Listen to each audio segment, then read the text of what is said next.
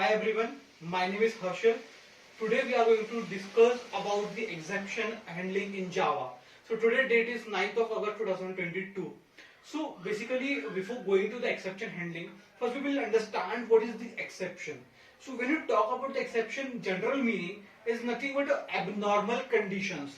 So when you talk about this exception in terms of Java or your technical language, so the exception is nothing but which arise and which disturb, it is the abnormal condition arise while compiling or while running the application or your program, and this particular exception disturb the normal flow of your program, or in some cases if there is a no exception handling code is written, so it also terminate or abort your remaining statement. So for example, I have written a program of 12 to 15 lines. So suppose the JVM executed first line, second line, third line, fourth line, fifth line, and there is an exception in sixth point. So it will check if there is any exception code is written or not. If it is not, then it will abort the program and the normal flow of a program is disturbed. So this is how the exception handling comes into the picture. So basically first we will understand what type of exceptions Java has. So for this exception mainly classified into two parts. First is checked and second one is unchecked. So when you talk about the unchecked, it is it is exception classes which is directly inherited from your throwable class. Throwable class is the super class which have a child class as exception and error. And this exception has some child class like your SQL exception, class not found exception, your IO exception, and your runtime exception. So and this particular check exception is arise at the time of compilation. Then we will talk about the uncheck. Uncheck is nothing but which is inherited from your runtime, and this particular type of exception arises while running the program at the runtime.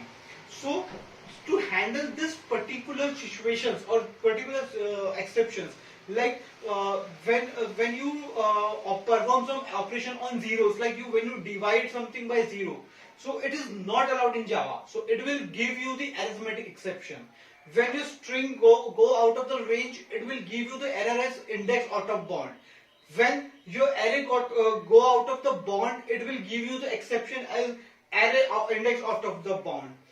When your variable has the null value and you are performing some action on that particular null values, so it will give you null pointer exception.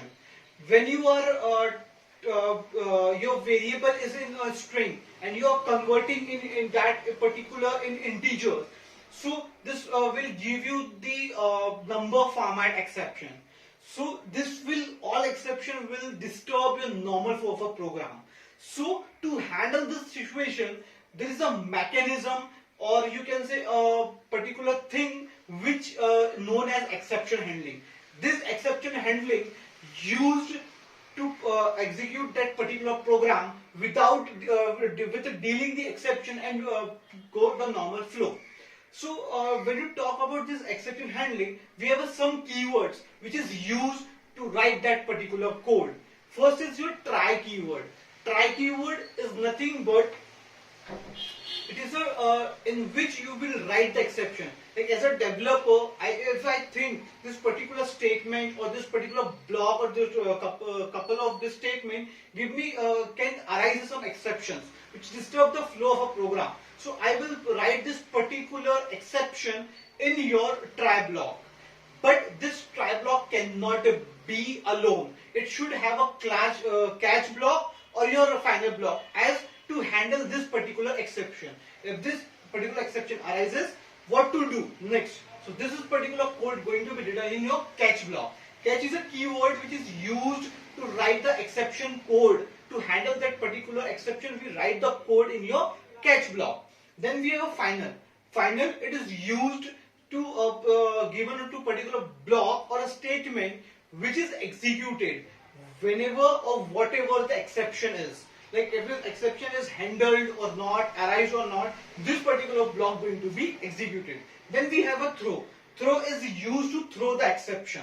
and then we have a throws. It is assumed to throw some particular exception. So this is all about your exception handling in Java. Thank you.